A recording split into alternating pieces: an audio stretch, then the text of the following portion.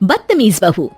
सभ्यता से भरपूर शास्त्री परिवार की इकलौती बेटी मोहिनी को बचपन में ही पढ़ाई के लिए विदेश भेज देते हैं, जहां से वो सालों बाद ग्रेजुएशन पूरी करके इंडिया वापस आती है, जो अब संस्कार, सभ्यता, संस्कृति जैसी चीजों से कोसों दूर होती है। एक सुबह मोहिनी शॉर्ट ड्रेस पहने, कानों में हेडफोन लगाए जोर जोर से इंग्लिश गाने गाती हुई घर में घूम रही होती है। सुबह सुबह भगवान का नाम लेते हैं, राक्षसों की तरह चिल्लाते नहीं।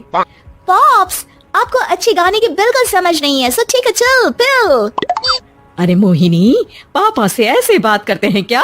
सारी तमीज भूल गई हो। ओह मॉम प्लीज, इतनी बड़ी भी कोई बात नहीं हुई, सो डोंट ओवररिएक्ट। ऐसे ही दिन बीतते हैं जिसमें मोहिनी के तौर तरीके, रहने और बात करने का ढंग उसकी मम्मी पापा को परेशान करने लगता है। भला कोई मानेगा कि ये मेरी बेटी है? रीति रिवाज और संस्कारों से तो इसका दूर दूर तक कोई नाता नहीं, और अब तो लगता भी नहीं कि कभी होगा। अरे ऐसे कैसे नहीं होगा? लड़कियां सारे नखरे अपने माँ बाप को ही दिखाती है। ससुराल जाकर उन्हें सब कुछ करना भी पड़ता है और मानना भी। पत्नी की बात शास्त्री जी समझ जाते हैं और कुछ ही दिनों में अपने से भी ज्यादा धार्मिक परिवार में निखिल के साथ मोहिनी का रिश्ता पक्का कर देते हैं। रिश्ता तो पक्का कर दिया, पर यहाँ मोहिनी को कैसे मनाएंगे? शादी ब्याह के मामले में आटे में नमक जितना झूठ तो चलता है जी। इसी तरह एक के बाद एक तिकड़म लगाते हुए दोनों मिलकर मोहिनी को शादी के लिए तैयार कर लेते हैं और मोहिनी निखिल की शादी हो जाती है, जिसके अगले दिन से ही मोहिनी दोबारा अपने पूरे अवतार में शॉर्ट ड्रेस पहनकर घर में घूमने लगती है। बहू को ऐसे देख सास की आंखें फटी की फटी रह जाती हैं। अरे ये क्या बेशर्मी है, हमारे घर की लड़कियां जींस तक नहीं पहनती और तुम बहू होकर इतने छोटे कपड़े पहनकर पूरे घर में घूम रही हो। सीरियसली मॉम, प्लीज आप अपनी इस 80 के दशक वाली सोच में मुझे इंक्लूड मत करो। हाय तौबा, एक तो बेशर्मी दिखाती है, ऊपर से सास के साथ जुबान भी लड़ाती है। अरे जल्दी कपड़े बदल कर आ, घर की पहली आरती तुम्हें ही करनी है। इतनी देर में निखिल भी वहां आ जाता है। माँ पापा आने वाले हैं, पूजा का सारा सामान तैयार है ना?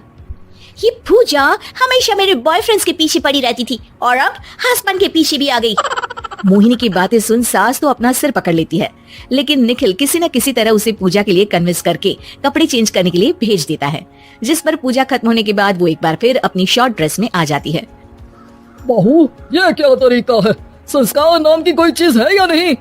नहीं ससुर जी, संस्कार मेरा दूसरा बॉयफ्रेंड था, अब तो मेरा उससे कोई कांटेक्ट नहीं है। मोहिनी का जवाब सुन के ससुर तो भगवान नाम जपते वहां से चले जाते हैं, लेकिन सास बहू के बीच कहासुनी फिर शुरू हो जाती है, जिसे इग्नोर करते हुए मोहिनी घर से बाहर चली जाती है और देर रात घर वापस आती है। मोहिनी, मैं जानता हूँ कि तुम विदेश में रही हो और तुम्हें वहीं की आदत है, पर यहाँ चीजें कुछ अलग है। अगर तुम उस हिसाब से कुछ एडजस्ट कर लो तो सबके लिए सही हो जाएगा। I am not in a lecture mood. Good night. अगली सुबह मोहिनी देर से उठकर एक बार फिर उसी तरह सबके सामने आती है, जिस पर उसकी सास कुछ बोले उससे पहले ही मोहिनी की दोस्त मोनिका और रेचल वहां आ जाती हैं। Oh hi darling, how are you? OMG, we missed you so much. I missed you too darling. Ram Ram, इन्होंने तो तुमसे भी छोटे कपड़े पहने हैं। अरे तुम लोगों के अंदर कोई शर्म लिहाज बाकी भी है या सब बेच खाई? मोहिनी, तुम्हारी मेड कुछ ज्यादा नहीं बोलती? इस पर मोहिनी की दोस्त उसकी सास का मजाक बनाने लगती है, जिसे सुन निखिल उन्हें जवाब देते हुए कड़वे शब्द सुना देता है और वो सुन के वो दोनों तो मुंह बनाए वहां से चली जाती है, लेकिन गुस्से से लाल मोहिनी वहीं खड़ी निखिल को घूरती रहती है। घूर क्या रही हो? तुमसे शादी की ये सोचकर कि विदेश में पढ़ी लिखी हो, घर में कोई पॉजिटिव चेंज लाओगी, अपनी करियर के लिए एम्बिशियस होगी, पर अपने इस बिहेवियर से उस पढ़ाई के साथ साथ अपने मम्मी पापा के नाम को भी डुबो रही हो। अगर तुम्हें ऐसे ही हाल रखना है तो यहाँ रहने की कोई जरूरत नहीं है। निखिल की बातें सुनकर मोहिनी रोते हुए घर छोड़कर अपनी मम्मी पापा के पास वापस आ जाती है। ससुराल में सब कुछ ठीक तो है? वो अपने आप को समझते क्या है? मोहिनी पर चिल्ला रहे हैं? मैं क्यों उसके इशारों पर चलूं? मैं अपनी लाइफ अपने तरीके से जीना चाहती हूँ और वो ना आप लोगों को मंजूर था और ना ही उन्हें है। तुम यहाँ नहीं रह सकती। अपने पापा की बात सुन के मोहिनी हैरान रह जाती है।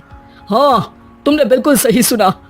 अगर तुम्हें अपने इस घमंड, बेशर्मी और बदतमीजी में ही जीना है तो तुम यहाँ भी नहीं रह सकती। बेटी, मैं मानता हूँ हमारे यहाँ रीति रिवाज बहुत मायने रखते हैं और हमने उन्हीं के ओवरडोज से बचाने के लिए तुम्हें विदेश भेजा था।